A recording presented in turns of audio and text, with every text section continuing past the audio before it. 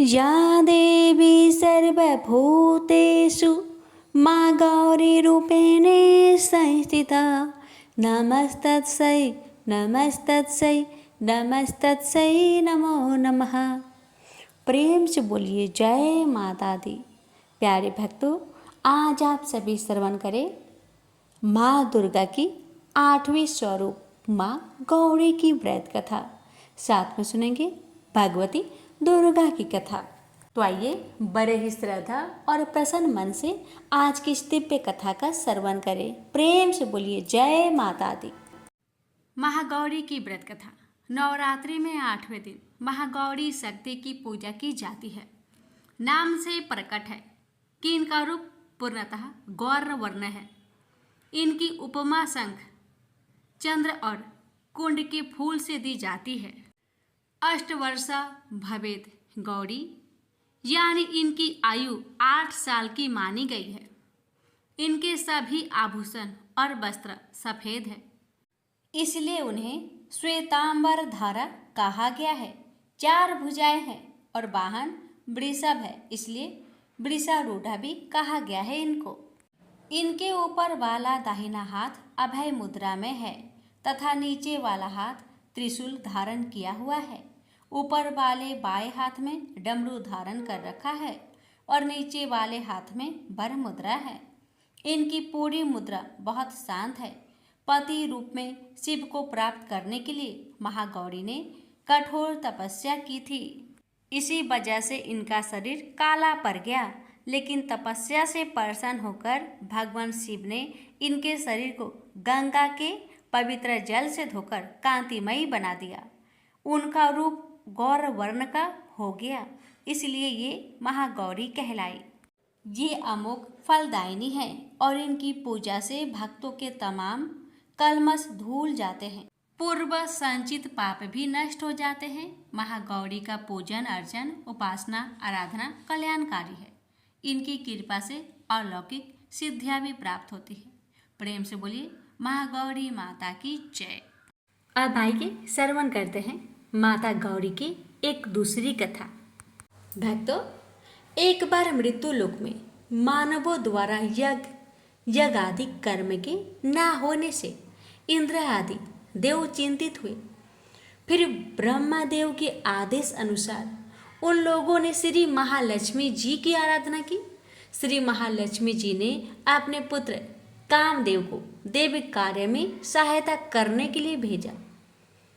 कामदेव का भूलोक के अधिपति राजा वीरव्रत के सैनिक से घोर युद्ध हुआ, जिसमें कामदेव ने सबको भगा दिया। राजा वीरव्रत ने इस आपत्ति के निवारक भगवान शंकर की आराधना की। शंकर से विजय प्राप्ति का वरदान पाकर राजा ने कामदेव से पुनः युद्ध छेड़ दिया। उन्होंने शंकर प्रेरित त्रिशूलात्मक बाण कामदेव पर चलाकर उसे धराशायी कर दिया। लक्ष्मी जी के दूतों ने जब कामदेव का निश्चेष्ट शरीर लक्ष्मी जी के पास पहुंचाया, तब उन्होंने त्रिपुरंबा प्रसाद से अमृत द्वारा उसे पुनर्जीवित कर दिया। शंकर के प्रभाव से अपने पराजय तथा मृत्यु का वृत्तांत सुनने के साथ ही कामदेव के मन में शंकर के प्रति घोर देश गांठ पड़ गई। उसने त्रिपुरंबा की आराधना द्वारा बल संचय कर शंकर को हराने की अपने मन में प्रतिज्ञा की। इतने में ही श्री महालक्ष्मी ने त्रिपुरंबा की प्रार्थना की। तदनुसार त्रिपुरंबा द्वारा प्रेषित गौरी वहां प्रकट हुई। श्री महालक्ष्मी ने कामदेव की पराजय तथा उसकी प्रतिज्ञा आदि का वृत्तांत गौरी को सुनाकर इस आपत्ति के निवारण का उपाय पूछा। गौरी ने लक्ष्मी तथा कामदेव दोनों को समझाते हुए कहा, शंकर जी सर्वश्रेष्ठ है, उनसे स्पर्धा करना उचित नहीं है। उन्हीं की आराधना करके अपना अभिष्ट प्राप्त करना उचित होगा। गौरी की बात सुनकर कामदेव रुष्ट हो गया और उसने शंकर जी को जीतने की अपनी प्रतिज्ञा से टस से मस न होने की बात कही। यह सुनकर गौरी क्रोध हो उठी और उन्होंने कामदेव को श्राप देकर कहा, कामदेव, तुम शिव जी के द्वारा दग्ध हो जाओगे। प्रिय पुत्र को गौरी द्वारा श्रापित सुनकर महालक्ष्मी ने भी गौरी को श्राप दे डाला। तुम भी पर निंदा सुनकर दग्ध हो जाओगी। महालक्ष्मी का यह श्राप सुनकर गौरी ने भी लक्ष्मी को श्राप दिया, तुम पति विरह का दुख तथा सपत्नियों से कलेश पाओगी। परिमाण स्वरूप लक्ष्मी और गौरी में युद्ध आरंभ हो गया। परस्पर परहारों से दोनों मूर्छित होने लगी। किसी तरह ब्रह्मा जी और सरस्वती के बीच बचाव से वह युद्ध शांत हुआ।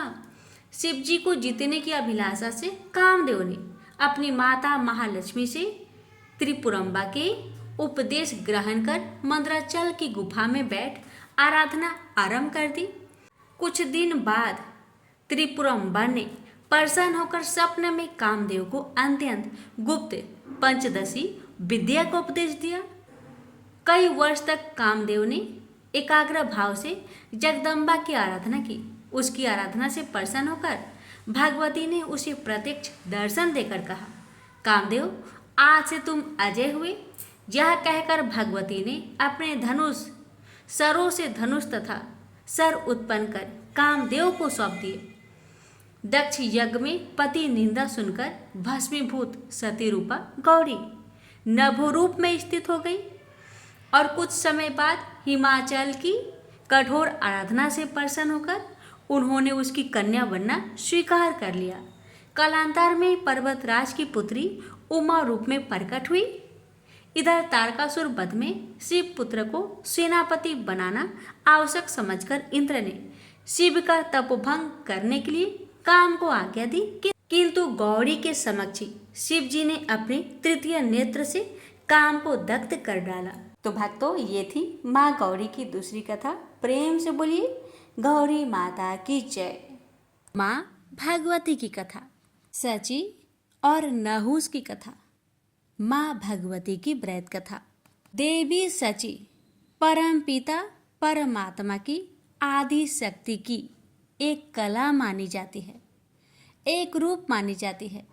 पूर्व काल में जब कहीं स्वयंवर होते थे, अर्थात राजा महाराजा अपनी कन्या के विवाह के लिए विभिन्न राज्यों के राजकुमारों को आमंत्रित करके उनमें से अपनी पसंद के वर को चुनने का कन्या को अवसर देते थे, तो देवी सची की ही सर्वप्रथम आह्वान करके स्थापना की जाती थी तथा उनकी पूजा अर्चना करके स्वयंवर की रस्में प्रारंभ होती थी। ऐसा माना जाता था कि देवी सची की आराधना करने से स्वयंवर में किसी प्रकार विघ्न नहीं पड़ता। इस प्रकार सची स्वर्ग के भोगों के बीच जल में कमल के समान निर्लिप्त रह रही थी कि अचानक स्वर्ग को भी दुखों ने आ घेरा। देवराज से एक भयानक भूल हो गई। यद्यपि उनका कार्य ही पृथ्वी पर सुख और शांति रखने के लिए असुरों और दानवों का नाश करना था, लेकिन उन्होंने एक बार बिना विचार किए भगवान के भक्त पितासुर का वध कर डाला। चारों ओर उनकी बुराई होने लगी। जिसने भी सुना इंद्र की निंदा की। चारों ओर से इंद्र पर जब घृणा और निंदा की बौछार पड़ने लगी तो वह देवलोक छोड़कर भाग गए और मान सरोवर में जाकर एक कमल नाल में छिपकर बैठ गए।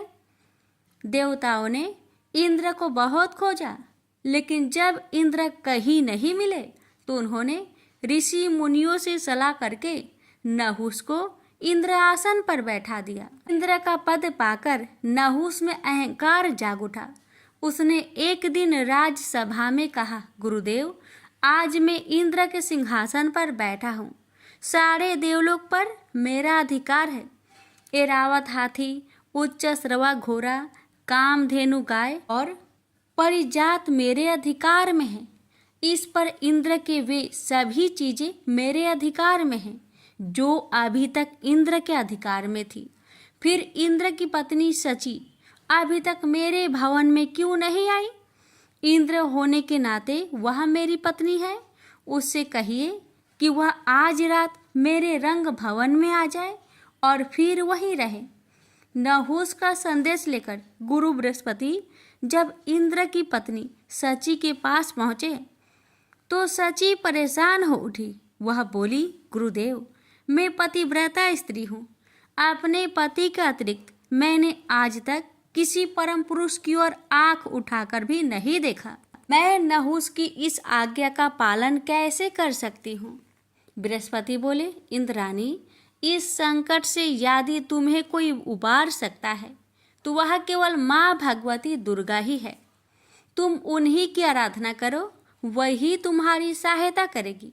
सची बोली, ठीक है गुरुदेव, जाकर नहुस से कह दीजिए कि मैं आजकल देवी की आराधना कर रही हूँ। जब मेरी आराधना समाप्त हो जाएगी मैं स्वयं नहुस को अपने भवन में बुला लूंगी। बृहस्पति सची का संदेश लेकर नहुस के पास चले गए तो सची ने देवी की आराधना करनी आरंभ कर दी। उनकी आराधना से प्रसन्न होकर देवी ने प्रकट होकर कहा, मैं तुम्हारी हालत को अच्छी तरह जानती हूँ सची, बोलो मैं तुम्हारी क्या सहायता करूँ? सची बोली, माँ भगवती, न जाने मेरे पति कहाँ चले गए हैं। सारे देवता उन्हें खोज खोज कर थक गए हैं। मैं उनसे मिलना चाहती हूँ। भगवती दुर्गा बोली, मैं जानती हूँ कि इंद्र इस समय कहाँ हैं। तुम मान सरोवर पर चली जाओ, वहाँ मेरी एक मूर्ति रखी है। उस मूर्ति को लोग विश्वकामा देवी के नाम से पुकारते हैं। इंद्र आजकल नियमित रूप से उसी मूर्ति की पूजा करते हैं। वह तुम्हें वही मिल जाएंगे। सची बोली, जग जननी, नहुस को इंद्र का पद पाकर इतना अहंकार हो गया है कि वह देवलोक की प्रत्येक वस्तु की तरह मुझ पर भी अपना अधिकार समझने लगा है। उसने कहा है कि मैं उसके भवन में जाकर उसकी पत्नी के रूप में रहूं। भगवती दुर्गा बोली, नहुस से बचने का उपाय तुम्हें बता देती हूँ। तुम कल नहुस के पास संदेश भेज देना कि किसी ऐसी सवारी से मेरे भवन में पधारे, इसे ऋषि ढोकर लाए।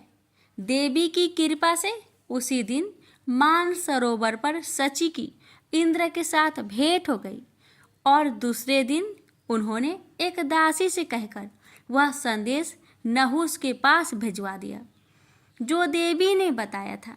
दासी वह संदेश लेकर नहुस की राजसभा में पहुंची और बोली, महाराज, नहुस की जय हो।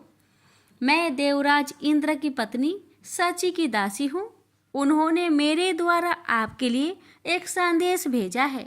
उन्होंने कहा है कि आज रात अपने भवन में वो आपका स्वागत करना चाहती है।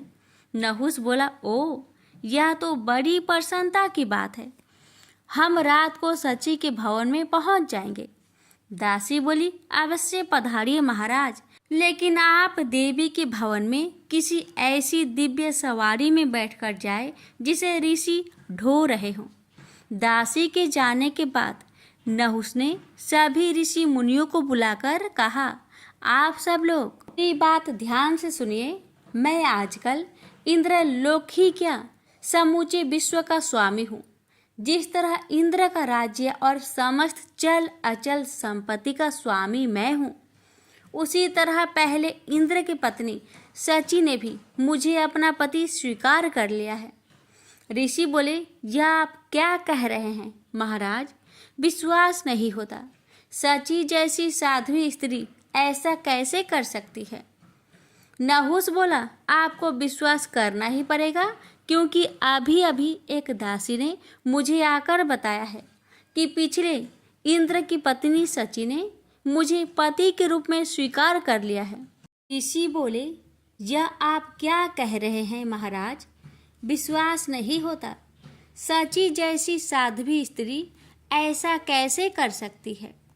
नहुस बोला, आपको विश्वास करना ही पड़ेगा, क्योंकि अभी अभी एक दासी ने मुझे आकर बताया कि पिछले इंद्र की पत्नी सची ने मुझे पति के रूप में स्वीकार कर लिया है और कहा है कि मैं ऐसी दिव्य सवारी में सवार होकर सची के भवन में पहुंचूं जिसे ऋषि ढो रहे हों। ऋषि बोले, ऐसी भला कौन सी सवारी है जिसे ऋषि ढोते हैं? हमने तो आज तक ऐसी सवारी नहीं देखी। नहुस बोला, ऐसी सवारी पालकी होती है। आप लोग उसे कहारों के स्थान पर अपने कंधों पर ढोकर ले चलेंगे। मैं इंद्र हूँ, आपको मेरी इस छोटी सी आज्ञा का पालन हर हालत में करना होगा। नहुस की इस आज्ञा को सुनकर ऋषियों को बहुत बुरा लगा। जी चाहा कि नहुस को श्राप दे दे, लेकिन अचानक उनके मन में माँ भगवती ने एक नई भावना जगा दी। उन सभी ने सोचा कि नहुस के सर्वनाश के दिन निकट आ गए हैं, इसलिए उन्हें शांत रहना चाहिए। नहुस ने बड़ी बेचैनी से शाम की प्रतीक्षा की। शाम होते ही उसने ऋषि मुनियों को बुला लिया और एक खुली हुई पालकी में जा बैठा। ऋषियों ने पालकी के दोनों ओर निकले डंडे उसके कंधों पर रख लिए और सची के भवन की ओर चल दिए।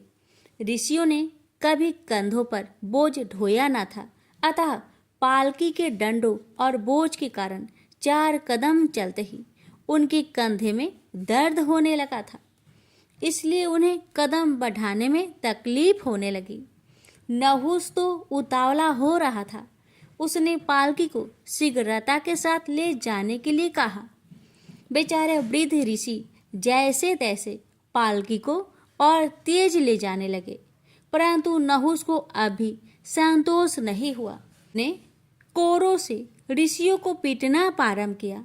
अगस्त्य ऋषि को इससे अत्यंत क्रोध उत्पन्न हुआ और उन्होंने नहुस को भला बुरा कहते हुए श्राप दे दिया। दुष्ट, तू अजगर बनकर पृथ्वी पर गिर जा और लंबे समय तक अपने दुष्कर्मों का फल भोग। और ऐसा ही हुआ। नहुस अपने पापों के प्रतिफल के रूप में अजगर की योनि में पृथ्वी पर सैकड़ों वर्ष तक पड़ा रहा। भगवती दुर्गा की कृपा से देवराज इंद्र पुनः प्रकट हो गए और देवी सची के साथ स्वर्ग के सिंहासन पर बैठकर आनंद पूर्वक रहने लगे। प्रेम से बोलिए भगवती माता की जय। श्री दुर्गा सप्तशती पाठ अध्याय 12 और 13। श्री दुर्गा सप्तशती पाठ अध्याय 12 अध्याय में रसपान करेंगे देवी के चरित्रों के पाठ का महात्म्य। देवी बोली, देवताओं, जो पुरुष इन स्रोतों द्वारा एकाग्रचित होकर मेरी स्तुति करेगा, उसके संपूर्ण कष्टों को निस्संदेह हर लूंगी। मधु केटभ के नाश, महिषासुर के वध और शुंभ निशुंभ के वध की जो मनुष्य कथा कहेंगे, मेरे महात्म्य को अष्टमी, चतुर्दशी व नवमी के दिन एकाग्रचित से भक्ति पूर्वक सुनेंगे, उनके कभी कोई पाप न रहेगा। पाप से उत्पन्न हुई विपत्ति भी उनको न सताएगी। उनके घर में दरिद्रता न होगी और न ही उनको प्रियजनों का विरोधी होगा। उनको किसी प्रकार का भय न होगा।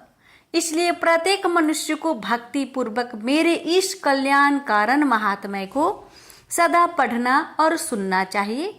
मेरा यह महात्म्य महामारी से उत्पन्न हुई संपूर्ण उपद्रव को व 3 प्रकार के उत्पातों को शांत कर देता है। जिस घर व मंदिर में या जिस स्थान पर मेरा यह स्रोत विधि पूर्वक पढ़ा जाता है, उस स्थान को मैं कभी भी त्याग नहीं करती और वहां सदा ही मेरा निवास रहता है। बलिदान, पूजा, होम तथा महाउत्सवों में मेरा यह चरित्र उच्चारण करना तथा सुनना चाहिए। ऐसा हवन या पूजन मनुष्य चाहे जानकर या बिना जाने करे, मैं उसे तुरंत ग्रहण कर लेती हूँ। और शरद काल प्रत्येक वर्ष जो महापूजा की जाती है, उसमें मनुष्य भक्ति पूर्वक मेरा यह महात्म्य सुनकर सब विपत्तियों से छूट जाता है और धन, धान्य तथा पुत्र आदि से संपन्न हो जाता है। मेरे इस महात्म्य व कथाओं इत्यादि को सुनकर मनुष्य युद्ध में निर्भय हो जाता है और महात्म्य के श्रवण करने वाले के शत्रु नष्ट हो जाते हैं तथा कल्याण की प्राप्ति होती है और उनका कुल आनंदित हो जाता है। सब कष्ट शांत हो जाते हैं तथा भयंकर सपना दिखाई देना तथा घरेलू दुख इत्यादि सब मिट जाते हैं। बाल ग्रहों में ग्रसित बालकों के लिए यह मेरा महात्म्य परम शांति का देने वाला है। मनुष्यों में फूट पड़ने पर यह भली भांति मित्रता करवाने वाला है। पशु पुष्प अर्घ्य धूप गंध दीपक इत्यादि उत्तम सामग्रियों द्वारा पूजन करने से ब्राह्मणों को भोग करा हवन करके प्रतिदिन अभिषेक करके नाना प्रकार के भोग का अर्पण करके और प्रत्येक वर्ष दान इत्यादि करके जो मेरी आराधना की जाती है और उससे मैं जैसी प्रसन्न हो जाती हूँ वैसे ही प्रसन्न मैं इस चरित्र से सुनने से हो जाती हूँ। यह महात्म्य श्रवण करने पर पापों को हर लेता है तथा आरोग्य प्रदान करता है। मेरे पदुभार का कीर्तन दुष्ट प्राणियों से रक्षा करने वाला है। युद्ध में दुष्ट दैत्यों का संहार करने वाला है। इसके सुनने से मनुष्य को शत्रुओं का भय नहीं रहता। हे देवताओं, तुमने जो स्तुति की है अथवा ब्रह्मा जी ने मेरी स्तुति की है वह मनुष्य को कल्याणकारी बुद्धि प्रदान करने वाली है।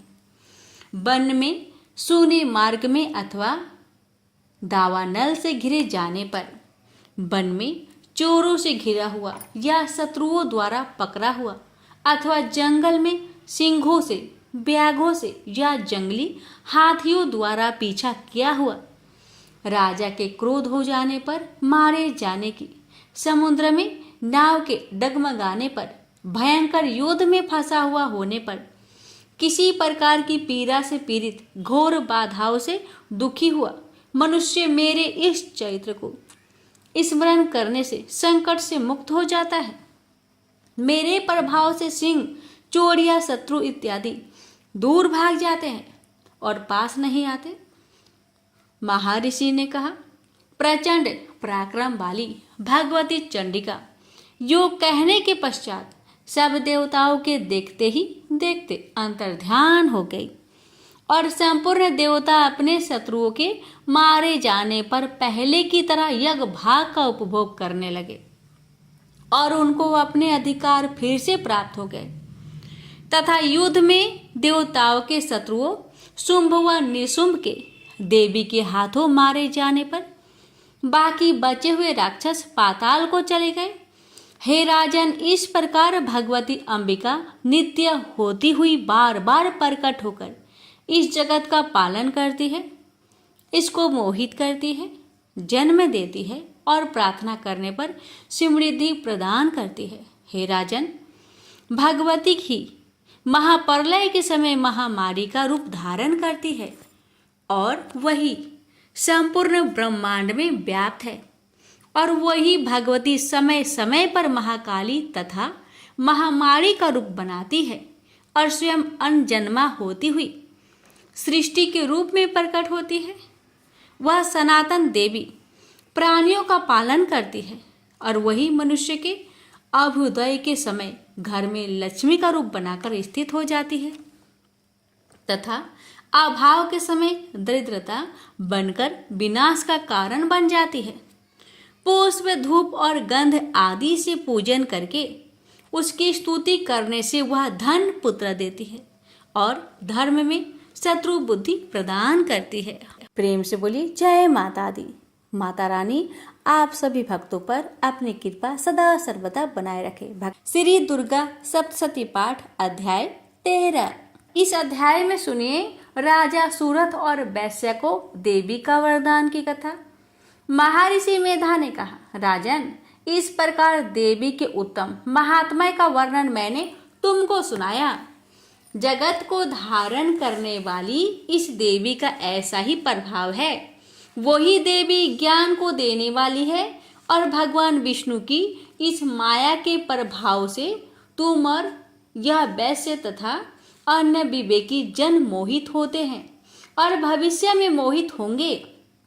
हे राजन, तुम इसी परमेश्वरी की शरण में जाओ। यही भगवती आराधना करने पर मनुष्य को भोग, स्वर्ग तथा मोक्ष प्रदान करती है। मार्कंडेय जी ने कहा। महर्षि मेधा की यह बात सुनकर राजा सूरथ ने उन उग्र व्रत वाले ऋषि को प्रणाम किया और राज्य के छीन जाने के कारण उनके मन में अत्यंत ग्लानि हुई और वह राजा तथा वैश्य तपस्या के लिए वन को चले गए और नदी के तट पर आसन लगाकर भगवती के दर्शन के लिए तपस्या करने लगे। दोनों ने नदी तट पर देवी की मूर्ति बनाई और पुष्प धूप दीप तथा हवन द्वारा उसका पूजन करने लगे। पहले उन्होंने आहार को कम कर दिया, फिर बिल्कुल निराहार रहकर भगवती में मन लगाकर एकाग्रता पूर्वक उसकी आराधना करने लगे। वह दोनों अपने शरीर के रक्त से देवी को बलि देते हुए 3 वर्ष तक लगातार भगवती की आराधना करते रहे। 3 वर्ष के पश्चात जगत का पालन करने वाले चंडिका ने उनको प्रत्यक्ष दर्शन देकर कहा।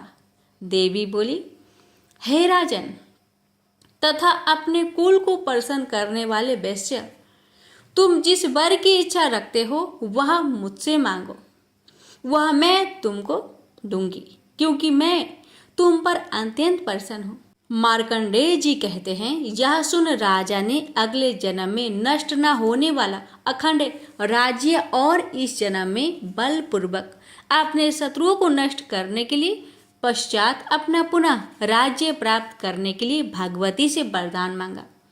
और वैश्य ने भी, जिसका चित्त संसार की ओर से विकृत हो चुका था, अतः भगवती से अपनी ममता तथा अहंकार रूप आसक्त हो नष्ट कर देने वाले ज्ञान को देने के लिए कहा। देवी ने कहा, राजन तुम शीघ्र ही अपने शत्रुओं को मारकर पुनः अपना राज्य प्राप्त कर लोगे। तुम्हारा राज्य स्थिर रहने वाला होगा। फिर मृत्यु के पश्चात आप सूर्य देव के अंश से जन्म लेकर स्वर्णिक मनु के नाम से इस पृथ्वी पर ख्याति को प्राप्त होगे। हे वैश्य, कुल में श्रेष्ठ, आपने जो मुझसे वर मांगा है वह आपको देती हूँ। आपको मोक्ष के देने वाले ज्ञान की प्राप्ति होगी। मार्कंडेय जी कहते हैं, इस प्रकार उन दोनों को मनवांछित वर प्रदान कर तथा उनसे अपनी स्तुति सुन कर भगवती अंतर्ध्यान हो गई। और इस प्रकार क्षत्रियों में श्रेष्ठ वह राजा सूरथ भगवान सूर्य से जन्म लेकर इस पृथ्वी पर स्वर्णिक मनु के नाम से विख्यात होंगे। प्रेम से बोलिए जय माता दी। प्यारे भक्तों, यहीं पर श्री दुर्गा सप्तशती पाठ अंतिम अध्याय यानी 13वां अध्याय संपूर्ण हुआ। माता रानी कथा कहने वाले, कथा सुनने वाले, हुकार भरने वाले सभी भक्तों पर अपनी कृपा सदा सर्वदा बनाए रखे। जय माता दी। देवी कवच। पौराणिक मान्यता है कि मंत्रों में बहुत शक्ति होती है।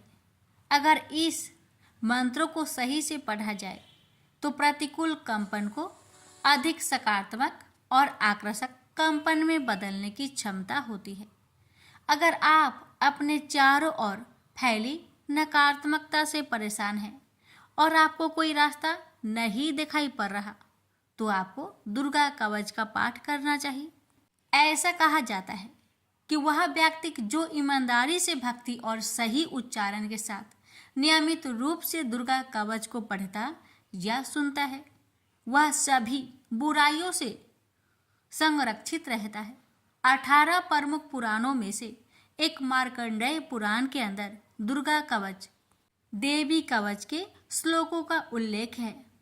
दुर्गा कवच दुर्गा सप्तशती का एक आदित्य स्रोत है। दुर्गा कवच को भगवान ब्रह्मा ने ऋषि मार्कंडेय को सुनाया और इसमें 47 श्लोक शामिल है। इसके बाद 9 श्लोकों में फल श्रुति लिखित है। फल श्रुति का अर्थ होता है कि मंत्रों को सुनने या पढ़ने से क्या फल प्राप्त होता है। दुर्गा कवच का महत्व। दुर्गा कवच में भगवान ब्रह्मा जी ने देवी पार्वती माँ की 9 अलग अलग देवीय रूपों के बारे में बताया है। भगवान ब्रह्मा हर किसी को देवी कवच को पढ़ने या सुनने के लिए देवी माँ का आशीर्वाद मांगने के लिए अनुरोध करते हैं। जो भी इस कवच का नित्य पाठ करता या सुनता है, वह माँ दुर्गा से विशेष आशीर्वाद प्राप्त करता है। नकारात्मकता को खत्म करने के लिए एक शक्तिशाली मंत्रों का संग्रह देवी कवच के रूप में विद्यमान है। यह जातक को किसी भी बुरी आत्माओं से बचाने के लिए एक कवच के लिए रूप में कार्य करता है। भक्तों, अब जानते हैं दुर्गा कवच का पाठ कैसे करें। दुर्गा कवच का पाठ दुर्गा सप्तशती के आरंभ में और दुर्गा सप्तशती पाठ के बाद में करना चाहिए। दुर्गा कवच का पाठ करने से पहले स्नान करके स्वच्छ वस्त्र धारण कर ले। इसके बाद माँ का ध्यान करे और घी का दीप जलाए। दुर्गा कवच का पाठ शुरू करने से पहले अपने मन से सभी दुर्भावनाओं को दूर कर दे और सिर्फ माँ की भक्ति के बारे में विचार करे। माँ को पुष्प अर्पित करने के बाद फल मिष्ठान का भोग लगाए और दुर्गा कवच का पाठ शुरू करे। दुर्गा कवच का पाठ करने के लाभ। दुर्गा कवच का पाठ करने से जातक के मन और उसके आसपास से नकारात्मक ऊर्जाओं का नाश होता है। दुर्गा कवच का पाठ करने से जातक को प्रेत बाधा जैसी समस्याओं से जल्दी मुक्ति मिल जाती है। दुर्गा कवच का पाठ करने से अकाल मृत्यु जैसे संकट दूर होते हैं। दुर्गा कवच का पाठ करने से बड़े से बड़े संकट का निवारण होता है। दुर्गा कवच का पाठ करने से असाध्य रोगों से मुक्ति मिलती है। इतना ही नहीं, दुर्गा कवच का पाठ से न्यायालय से जुड़ी मामलों में जीत हासिल होती है। भक्तों, इस पावन दुर्गा कवच का पाठ करने से इतना ही नहीं, शत्रुओं में भी विजय हासिल होती है। अब जानिए दुर्गा कवच पाठ करने के कुछ नियम। दुर्गा कवच करते समय शब्दों के उच्चारण का विशेष ध्यान देना चाहिए। अगर आप संस्कृत में पाठ नहीं कर पा रहे तो हिंदी में पाठ करें, लेकिन गलत उच्चारण में इसका पाठ कभी ना करें। दुर्गा कवच का पाठ करते समय प्याज, लहसुन, तंबाकू, मांस, मदिरा और किसी भी प्रकार के तामसिक भोजन को ना ग्रहण करें। दुर्गा कवच का पाठ करते समय पूर्ण ब्रह्मचर्य का पालन करना चाहिए। दुर्गा कवच का पाठ करते समय मन में कोई भी छल कपट, लोभ, लालच को नहीं रखना चाहिए और सच्चे मन से माँ की आराधना करनी चाहिए। दुर्गा कवच का पाठ करते समय स्वच्छ और सुगंधित वातावरण होना चाहिए।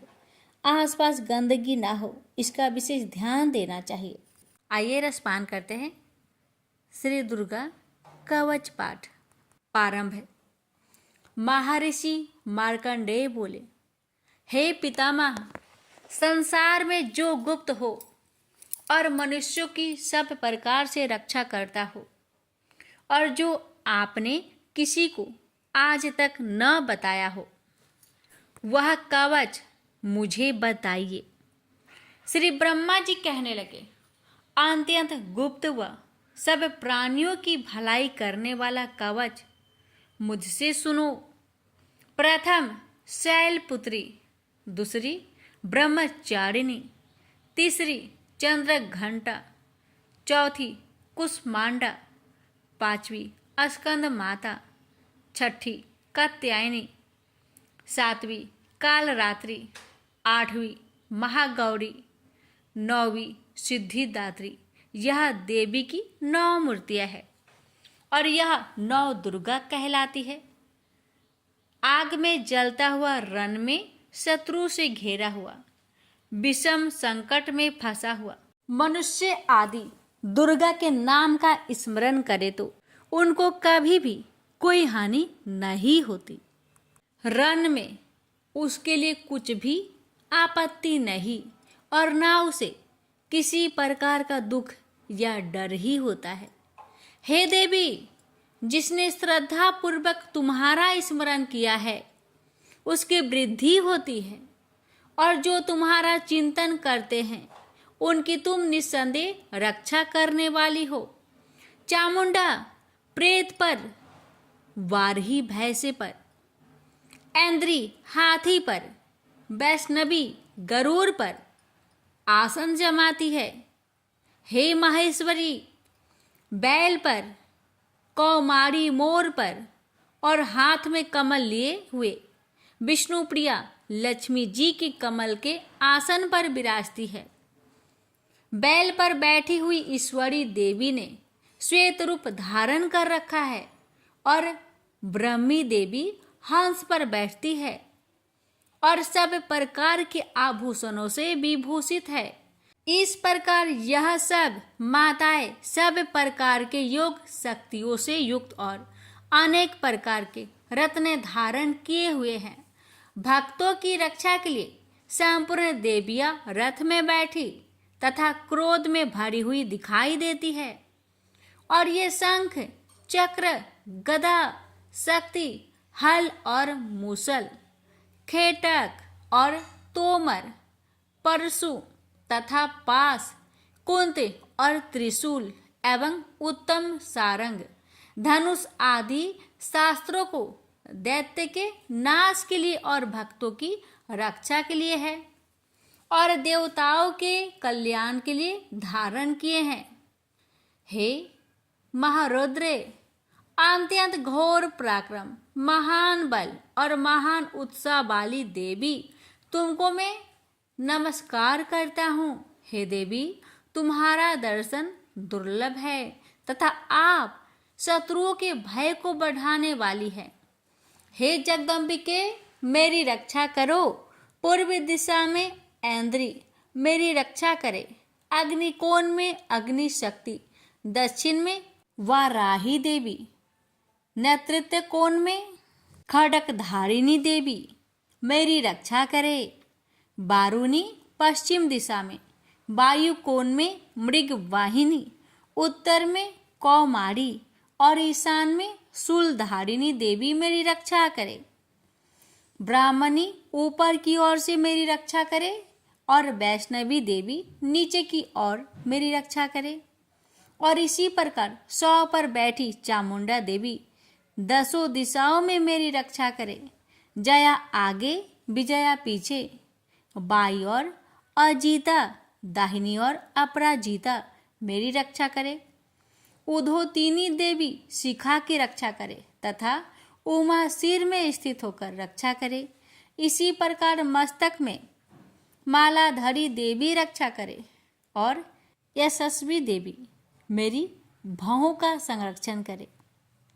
भौहों के मध्य भाग में त्रिनेत्रा नथुनों की यम घंटा देवी रक्षा करे।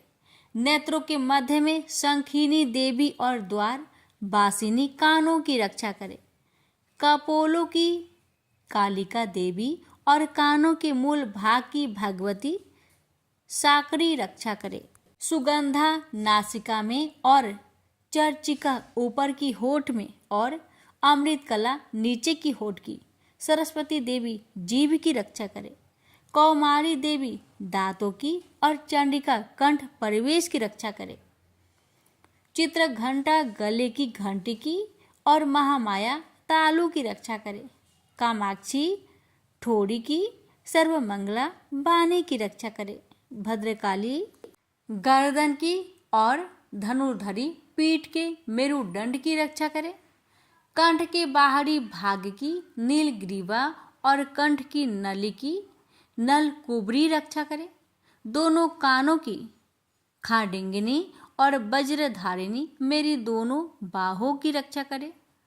दंडिनी दोनों हाथों की और अंबिका देवी समस्त उंगलियों की रक्षा करे। शूलेश्वरी देवी संपूर्ण नखों की, कुलेश्वरी देवी पेट की रक्षा करे। महादेवी दोनों स्तनों की, शोक विनाशिनी मन की रक्षा करे। ललिता देवी हृदय की, शूलधारिणी उदर की रक्षा करे। कामिनी नाभि की, गुहोश्वरी गुहा स्थान की, पुतना और कामिका लिंग की और महिषा वाहिनी गुदा की रक्षा करे। भगवती खटी भाग में और विंध्यावासिनी घुटनों की रक्षा करे। संपूर्ण इच्छाओं को पूर्ण करने वाली महाबला देवी दोनों पिंडलियों की रक्षा करे। नरसिंही दोनों टकुनों की और तेजसी देवी दोनों पावों के पृष्ठ भाग की, श्रीधरी पावों की अंगुलियों की तथा बासनी पैर की तलुओं की, दंष्ट्रा करालिनी देवी नखों की, ऊर्ध्व केशविनी केशों की, बागेश्वरी त्वचा की रक्षा करे। रोमावलियों की छिद्रों की, कौबेरी और त्वचा की बागेश्वरी देवी रक्षा करे। पार्वती देवी रक्त, मज्जा, वसा, मांस, हड्डी की रक्षा करे। कालरात्रि आंतों की रक्षा करे। मुकुटेश्वरी देवी पित्त की, पद्मावती कमल कोश की, चूड़ामणि कफ की रक्षा करे। ज्वालामुखी नसों के जल की रक्षा करे। अभेदा देवी शरीर के सब जोड़ों की रक्षा करे। ब्राह्मणी मेरे वीर्य की, छत्रेश्वरी छाया की और धर्म धारिणी मेरे अहंकार मन तथा बुद्धि की रक्षा करे। प्राण अपान समान उदान और व्यान की वज्रहस्ता देवी रक्षा करे। कल्याण शोभना मेरे प्राण की रक्षा करे। रस, रूप, गंध, शब्द और स्पर्श इन विषयों का अनुभव करते समय योगिनी देवी मेरी रक्षा करे तथा मेरे सत्वगुण, रजोगुण, तमोगुण की रक्षा नारायणी देवी करे। आयु की रक्षा बाराही देवी करे। वैष्णवी धर्म की तथा चक्रिनी देवी मेरी यश, कृति, लक्ष्मी, धन, विद्या की रक्षा करे। इंद्राणी मेरे शरीर की रक्षा करे और हे चंडिके आप मेरे पशुओं की रक्षा करें। महालक्ष्मी मेरे पुत्रों की रक्षा करे और भैरवी मेरी पत्नी की रक्षा करे। मेरे पथ की सुपथा तथा मार्ग की क्षमा करी देवी रक्षा करे। राजा के दरबार में महालक्ष्मी तथा सब और व्याप्त रहने वाली विजया देवी चारों ओर से मेरी रक्षा करे। जो स्थान रक्षा से रहित हो और कवच में रच गया हो उसका पापों का नाश करने वाली जयंती देवी रक्षा करे। अपना शुभ चाहने वाले मनुष्य को बिना कवच के एक पग भी कहीं न जाना चाहिए, क्योंकि कवच रखने वाला मनुष्य जहाँ भी जाता है वहाँ उसे अवश्य धन लाभ होता है तथा विजय प्राप्त करता है। अभीष्ट वस्तु की इच्छा करता है वह उसको इस कवच के प्रभाव से अवश्य मिलती है और वह इसी संसार में महा ऐश्वर्य को प्राप्त होता है। कवचधारी मनुष्य निर्भय होता है और वह तीनों लोकों में माननीय होता है। देवी का यह कवच देवताओं के लिए भी कठिन है। जो नित्य प्रति नियम पूर्वक तीनों संध्याओं को श्रद्धा के साथ इनका पठन पाठन करता है उसे देव शक्ति प्राप्त होती है। वह तीनों लोकों को जीत सकता है तथा अकाल मृत्यु से रहित होकर 100 वर्ष तक जीवित रहता है।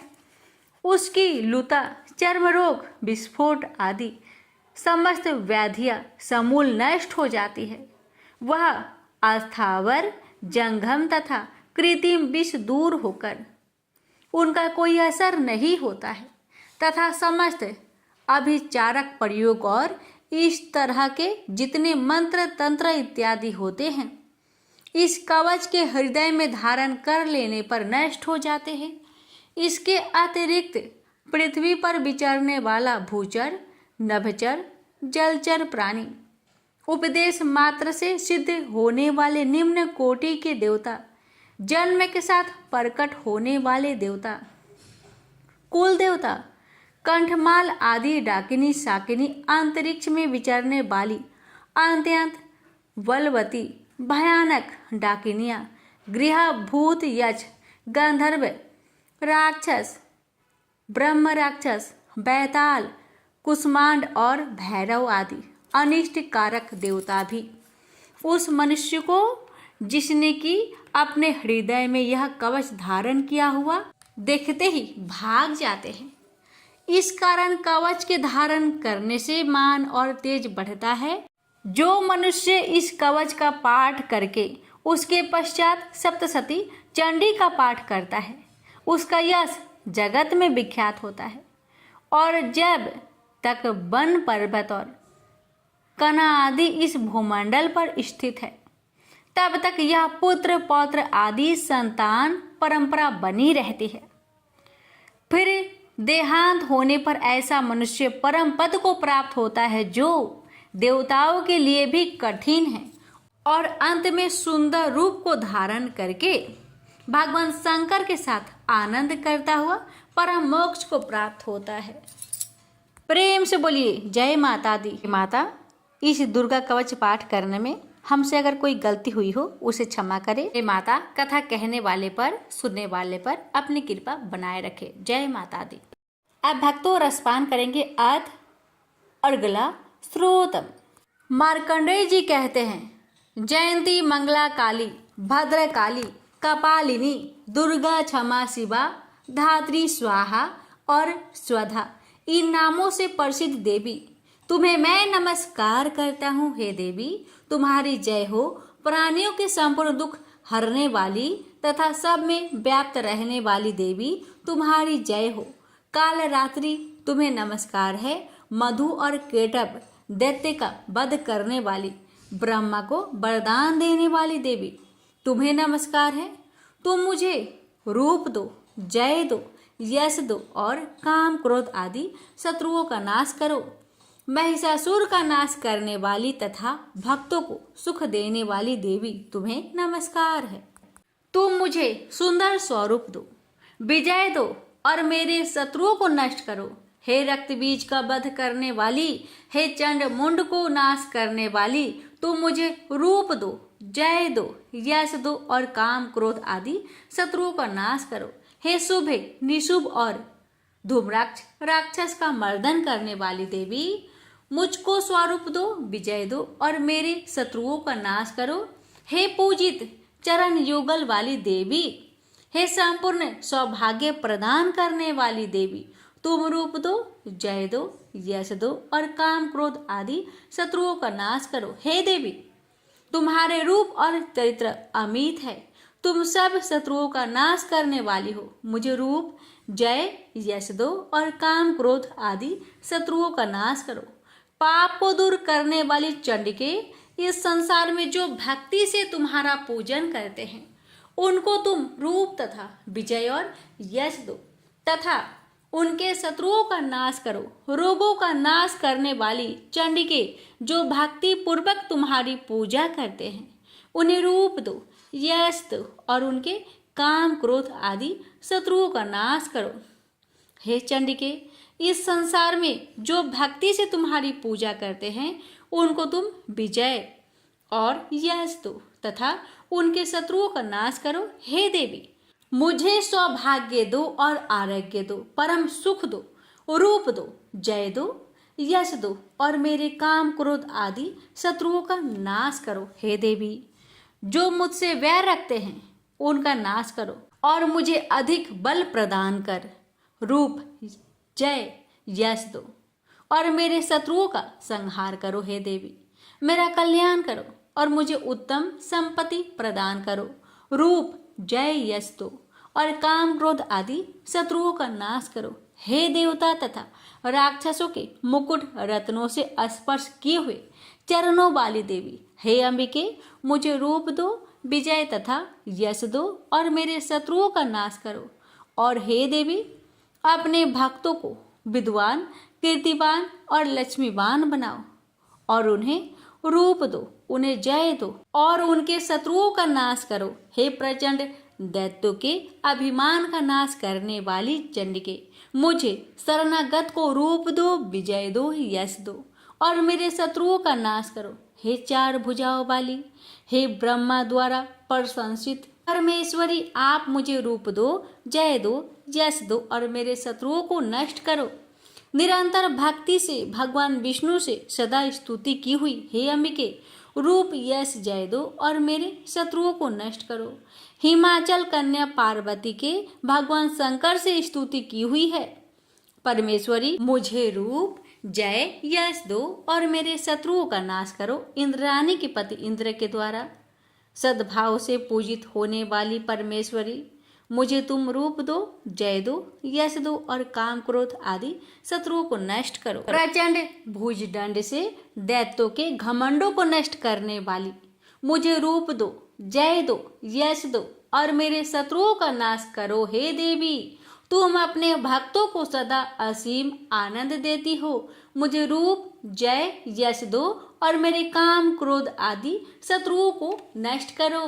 देवी, मेरी इच्छा अनुसार चलने वाली सुंदर स्त्री मुझे प्रदान करो कि संसार सागर से तरने वाली तथा उत्तम कुल में उत्पन्न हुई हो। जो मनुष्य पहले इस स्रोतम का पाठ करता है और फिर सप्तसती रूपी महास्रोत का पाठ करता है, वह सप्तसती की जप संख्या से मिलने वाले श्रेष्ठ फल को प्राप्त होता है और उसके साथ ही उसे प्रचुर धन भी प्राप्त होता है। प्रेम से बोलिए जय माता दी। भक्तों, रसपान करे अर्थ किलक स्रोतम।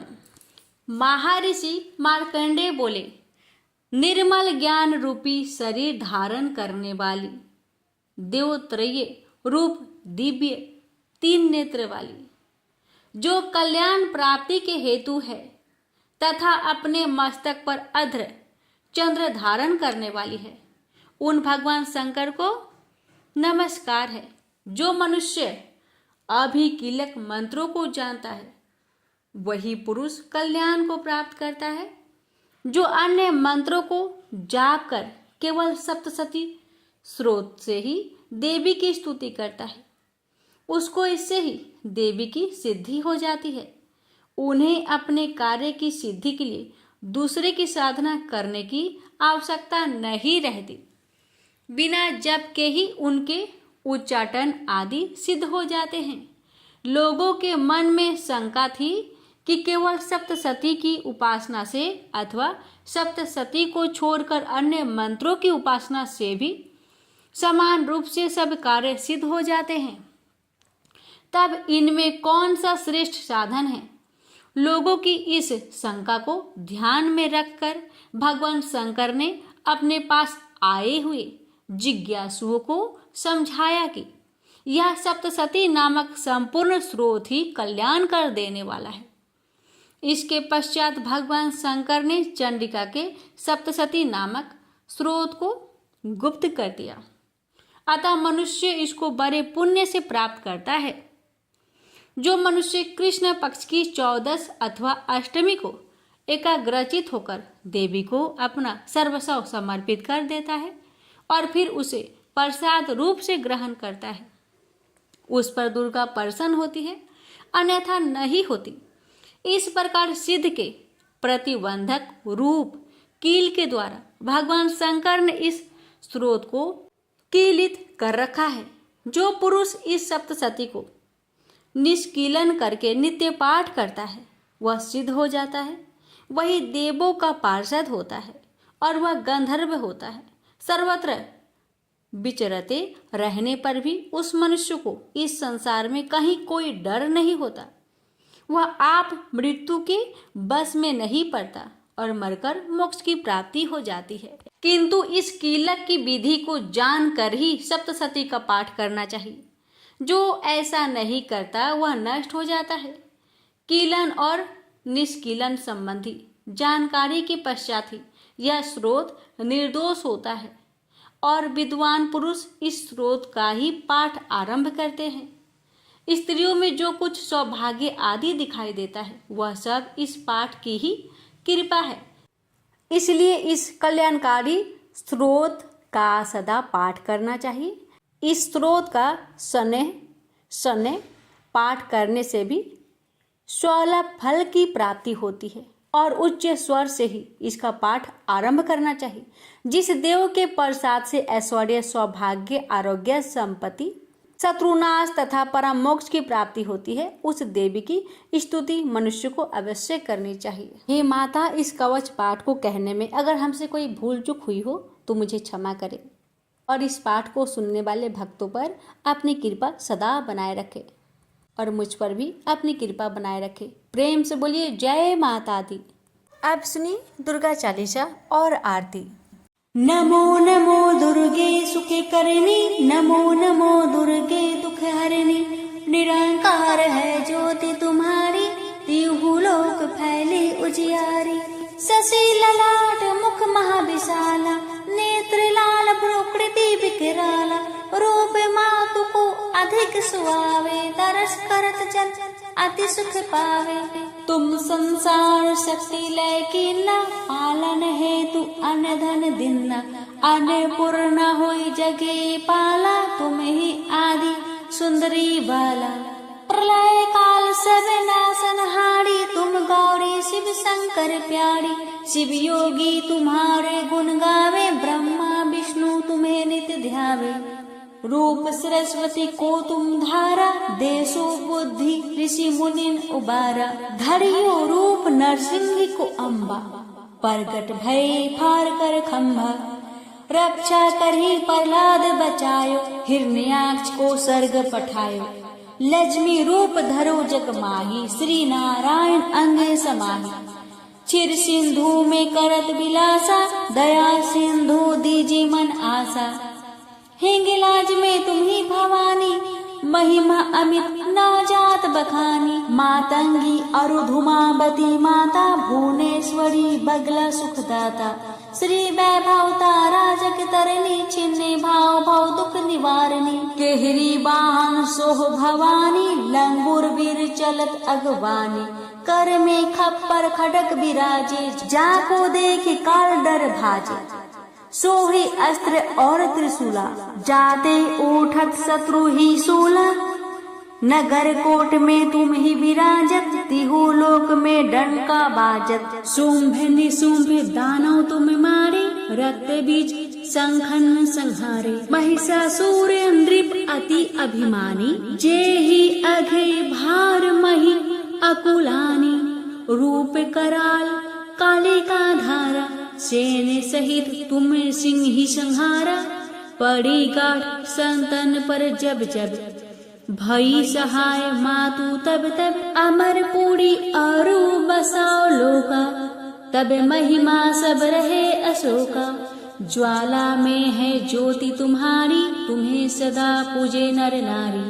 प्रेम भक्ति से जो यश गावे, दुख दरिद्र निकट नहीं आवे। ध्यावे तुम्हें जो नर मन लाई, जन्म मरण ताको छूटी जाई। जोगी सुर मुनि कहत पुकारी, योग न हो बिन शक्ति तुम्हारी। शंकर अचारज तपे किन्हो, काम अरु क्रोध जीती सब लिन्हो। निश दिन ध्यान धरो शंकर को, काहू काल नहीं सुमिरे तुमको। शक्ति रूप का मरम न पायो, शक्ति गई तब मन पिछतायो। शरणागत हुई कीर्ति बखानी, जय जय जय जगदम्बा भवानी। भई परसन आदि जगदम्बा, दई शक्ति नहीं किन विलंबा। मोको मातु कष्ट अति घेरो, तुम बिन कौन हरे दुख मेरो। आशा तृष्णा निपटे सतावे, रिपु मूरख मोहि डर पावे। शत्रु नाश कीजे महारानी, सुमिरो एक चित तुम्हें भवानी।